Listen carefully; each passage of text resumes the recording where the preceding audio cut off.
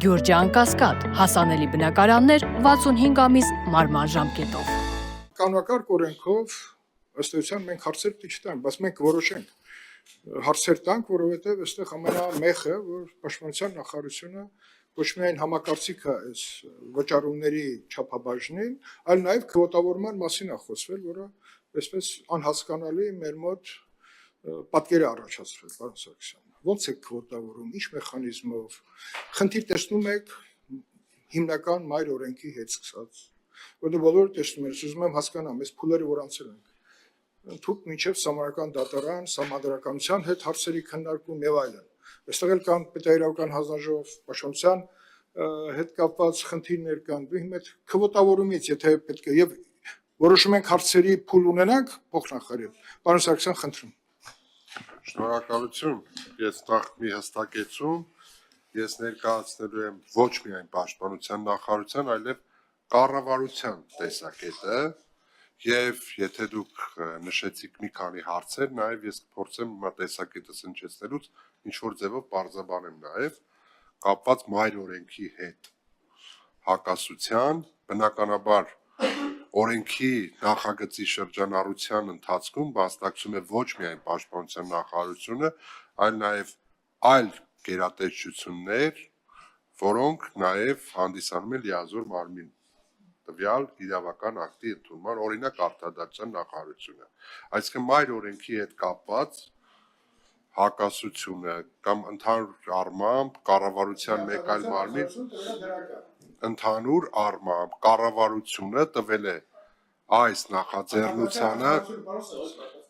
թույլ տվեք պարոն Քոչարյան, ես կավարտեմ, կարծում եմ ձեր հարցերին կպատասխանեմ։ Կառավարության նախաձեռնությամբ, եթե հայտնվել է այստեղ, նշանակում է, որ բոլոր մարմինները տվել են կարծիք եւ ընդհանուր առմամբ կառավարությունը ներկայացրել է դիրքորոշումը եւ այդ դիրքորոշումը ես հիմա կներկայացնեմ ձեզ։ Պարոն Հայկ Սարգսյանը մի քանի փոփոխություններ նախատեսել, որոնցից ինքը ներկայացրեց, ես նորից չմանրամասնեմ, ուրեմն կառավարությունը ունի սկզբունքային մի քանի նկատառումներ, որոնցից ես կփորձեմ հնչեցնել ամենակարևորները, ըստ այդմ մենք պնդում ենք, որ յուրաքանչյուր զորակոչի հայտարարման մասին կառավարության որոշման մեջ պետք է սահմանվի տվյալ որոշման համապատասխան կրճատ ժամկետով ծառայություն անցնելու դիմումների առավելագույն քանակը եւ այս գործընթացի իրականացման կարգը պետք է սահմանի կառավարությունը, այսինքն օրենքը պետք է լիազորի Հայաստանի Հանրապետության կառավարությանը այս process-ը ամբողջությամբ կանոնակարգելու։ Հաջորդը մենք պարոն Սարգսյանը գումարի այլ չափեր ներկայացրել սկզբում, թեև նշեց, որ համաձայնել է 20 միլիոն դրամ է նշել, մենք կառավարության կողմից վերջնական հավանության է արժանացել 24 միլիոն դրամը մեկ ամսվա համար եւ պարոն Սարգսյանը 15 միլիոն դրամ էր առաջարկել եւ մենք նախատեսել ենք 4 ամսվա համար 18 միլիոն դրամ նաեւ համաձայնություն ենք տվել կապված քաղաքացիությունից հրաժարվելու դեպքերի հետ 15 միլիոն դրամի գումար վճարելու պայմանին իհարկե ձևակերպումները որոշակի փոփոխության ենթարկելով, ես նշեմ, որ պետական դուրքի մասին օրենքում փոփոխության փոխարեն պաշտպանության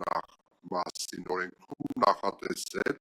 մինչև 16 տարի դրանալ նարական սեռի քաղաքացիների կողմից օրենքի ուժով Հայաստանի Հանրապետության նկատմամբ 15 միլիոն դրամ գումարի չափով հանրային իրավական դրամական պարտավորություն, որը դադարում է առական սեռի քաղաքացուն զինվորական հաշվառման վերցնելու փաստի ուժով կամ հօգուտ պետական բյուջեի վճարմամբ քաղաքացիությունից դուրս գալու դեպքում։ Ինչ վերաբերում է պատասխանատվություն սահմանելուն, այսինքն փորձաքննության ենթարկվելուց կամ ինչպես նշեց նմուշարումները, ովքեր հրաժարվում են, այդ մասով կարծում ենք, որ ազգային ժողովում քննարկման շրջանակներում ավելի խորությամբ ուսումնասիրվի։ Մենք հիմնական մեր նկատառումները, չհաշված իրավական տեխնիկայի առումով որոշակի վերախմբագրումների եւ փոփոխությունների կարիքը, առաջնահերթ մենք գումարի չափի խնդիր ենք տեսնում եւ ամենից կարեւորը մենք քվոտավորման եւ այս ամբողջ գործընթացը կարգը դիմումների առավելագույն քանակը կառավարությանը վերապահելու եւ բնականաբար պետական որպես լիազոր մարմին պաշտպանության նախարարությունը ամբողջ process-ը կիրականացնի, որպեսզի խնդիրներ չկան։ Շերտագրում